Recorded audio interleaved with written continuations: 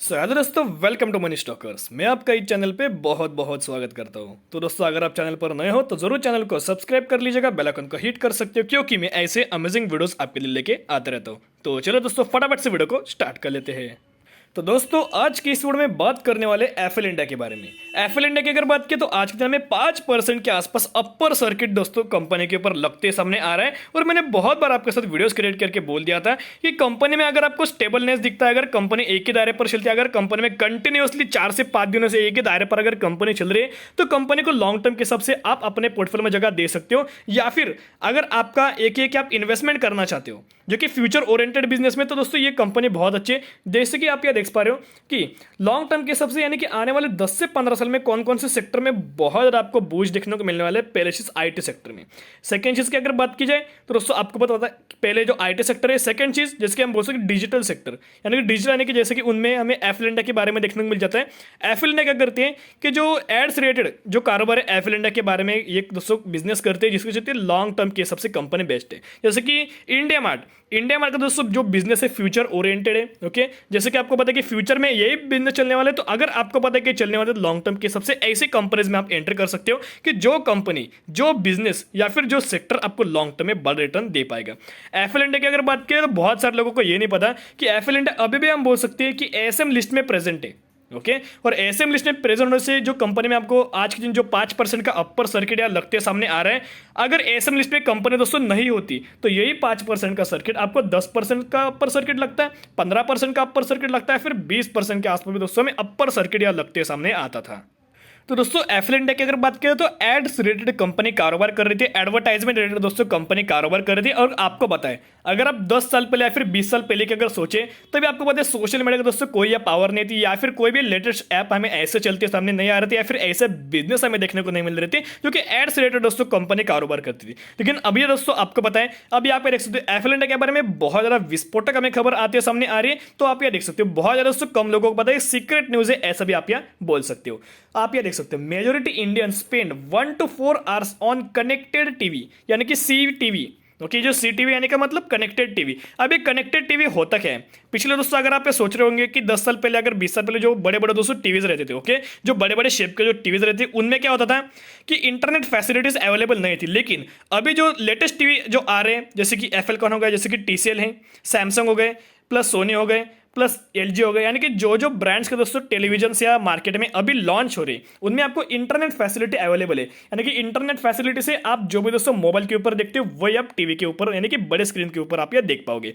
तो उसके चलते कंपनी क्या कर रही है कि एक टारगेट कर रही है, किसको टारगेट कर, स्पेसिफिक एड को दोस्तों कंपनी टारगेट कर रही है, जिसके चलते कंपनी को लॉन्ग टर्म में बड़ा मुनाफा मिल पाएगा और कंपनी के लॉन्ग टर्म के सबसे रेवेन्यू दोस्तों बहुत ज्यादा में आते सामने आएंगे। यानी कि जो कनेक्टेड टीवी, जैसे कि आपको पता है अभी पीवीआर की अगर बात करें, पीवीआर दोस्तों क्या है, जो कि एंटरटेनमेंट सेक्टर से कंपनी बिलोंग करते हैं और बड़े बड़े थिएटर दोस्तों कंपनी ऑपरेट करते हैं, जिस कारण जो कि एंटरटेनमेंट सेक्टर थे लोग क्या करते हैं कि सैटरडे संडे हर रोज वहां जाते हैं, मूवीज देखते हैं, एंजॉय करते हैं। ओके, तो वैसे ही जैसे कि अभी ये तो दूर हो गया, अगर मॉडर्न टेक्नोलॉजीज की अगर बात करें, नेटफ्लिक्स हो गए, अमेजॉन प्राइम हो गए, ओके, या फिर प्राइम वीडियोस हो गए, तो ये जो एप्स हमें देखने को मिल रहे हैं उसके ऊपर भी दोस्तों आपको मूवीज देखने को मिल पाएगा। ओके, जो कि घर बैठ के यानी कि नए नए टेक्नोलॉजीज आ रहे हैं। तो यही मैं आपके साथ कहना चाह रहा हूँ कि कंपनी एक अपडेटेड कंपनी प्लस कंपनी का बिजनेस बहुत ज्यादा अपडेट है, लॉन्ग टाइम के सब चलने वाला है। और कंपनी में जो हमें खबर देखने को मिल रही है, बहुत बड़े दोस्तों हमें खबर देखने को मिल रही है। ओके, जो भी मैंने आपके साथ शेयर किया तो आप ये देख सकते हैं FL media smart India C TV report 2020 यानी कि 2021 के दोस्तों हमें न्यूज देखने को मिल रहे हैं। यानी कि एक यंग जनरेशन की अगर बात किया या फिर बूढ़े लोगों की अगर बात की जाए तो जो एक सर्वे हमें देखने को मिला था, तो 100% में से ओके 70% लोग ऐसे जो किसी इंडियन जो कि हम बोल सकते हैं इंटरनेट ऑपरेटेड टीवी से या फिर स्मार्टफोन से दोस्तों एंजॉय करते हैं, मूवीज वगैरह देखते हैं, या फिर और भी क्या होता है, अभी अगर आपने देखा होगा कि जो टीवीज की जो डिमांड है वो धीरे धीरे दोस्तों कम हो रही है, क्योंकि स्मार्टफोन उनकी जगह पे आ रहे हैं और स्मार्टफोन फिर जो टारगेटेड जो कंपनी है जो कि एड्स रिलेटेड बहुत ज़्यादा रेवेन्यू जनरेट करती है, तो कंपनी एक टारगेटेड ऐड दोस्तों यहाँ शेयर करते हैं। जैसे कि आपने देखा कि बहुत बार एक ऐड दोस्तों ओपन होता है, तो उसकी वजह की वजह कि कंपनी को लार्ज अमाउंट ऑफ हमें रेवेन्यूज में जंप देखने को मिल जाती है।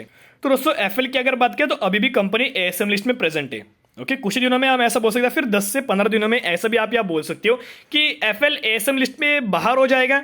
ओके ऐसा प्रिडिक्ट कर सकते हो, यानी कि अक्टूबर तक कंपनी का जो एसएम लिस्ट में प्रेजेंट है वो भी कंपनी दोस्तों एसएम लिस्ट में बाहर भी हो जाएगा। और उसके बाद दोस्तों आपको न्यूज़ भी देखने को मिल पाएगी, क्योंकि कंपनी के ऊपर आपको ऐसे कि स्प्लिट की न्यूज़ देखने को मिले और एक्स डेट हो गई या फिर जो रिकॉर्ड होती है वही सबको दोस्तों आपको आई होप ये अनाउंसमेंट होती है सामने आएगा। अगर उससे कंपनी का न्यूज़ भी आ जाएगी, एक्स डेट भी आ गई, तभी मैं आपके साथ वीडियोस बना के शेयर करूंगा। तो कंपनी के दोस्तों चैनल के ऊपर आप जुड़े रहेगा, चैनल को सब्सक्राइब करके रख लीजिएगा।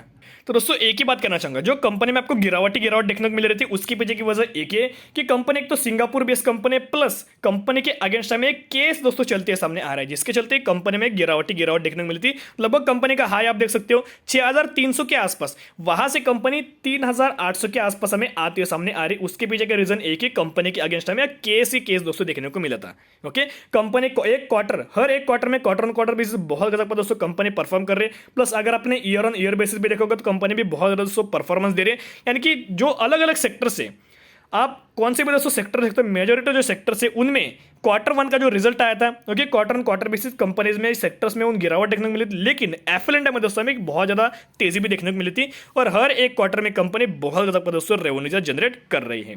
इनके मार्केट कैपिटलाइजेशन की अगर बात की जाए तो कंपनी 12,000 करोड़ की है, यानी कि एक मिड कैप कैटेगरी से दोस्तों कंपनी बिलोंग करती है।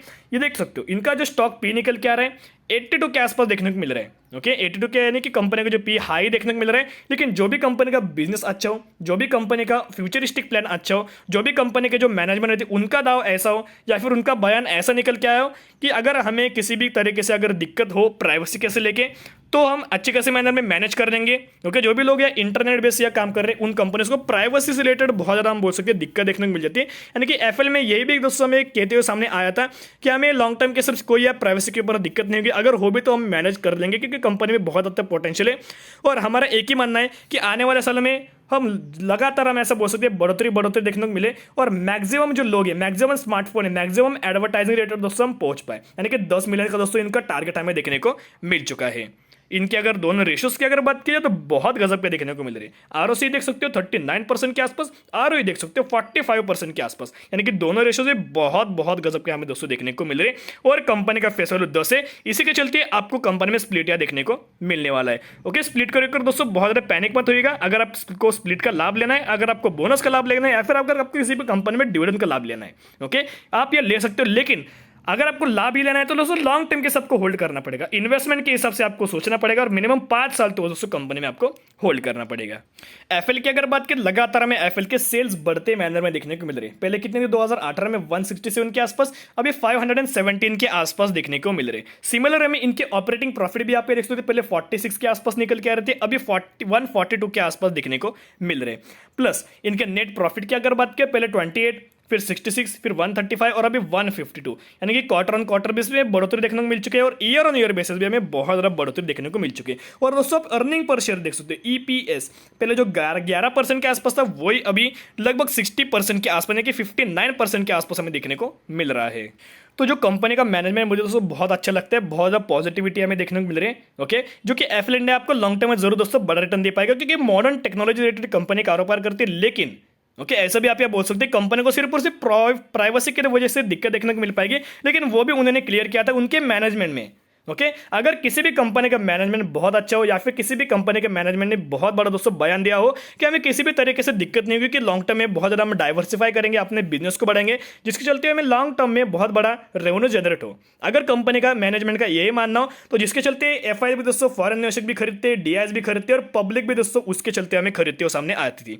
एफएल इंडिया की अगर बात की जाए तो मैंने बहुत बार दोस्तों आपके साथ शेयर किया था, उस वक्त जो नोमोरा है उन्होंने एफएल इंडिया को डाउनग्रेड कर दिया था और टारगेट निचले ओर के हमें देखते हुए सामने आ रहे थे और एफएल नीचे भी आया था, क्योंकि डाउनग्रेड करने से एफएल नीचे भी आया था। सेलिंग प्रेशर में ज्यादा देखने को मिल जाता है, जो कि रिटेल इन्वेस्टर बेच देते हैं, जिसके कारण हमें सेलिंग प्रेशर देखने को मिल जाता है, कंपनी का जो प्राइसिंग है नीचे आते सामने आया था। लेकिन जिसका जैसे कि दोस्तों उन्होंने डाउनग्रेड किया था, कंपनी नीचे आते ही उन्होंने दोस्तों लार्ज अमाउंट ऑफ क्वांटिटीज कर दी और लॉन्ग टर्म के हिसाब से होल्ड करने वाले हैं।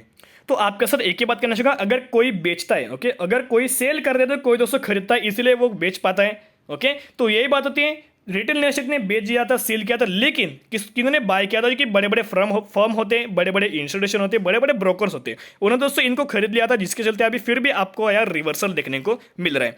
अगर इनके लॉन्ग टर्म या फिर मैक्सिमम के अगर रिटर्न की अगर बात की जाए तो लगभग 500% के आसपास कंपनी ने आपको रिटर्न दिया था। देख सकते हैं क्लीन, नीट एंड क्लीन आपको चैट पर यहाँ देखने को मिल रहा है।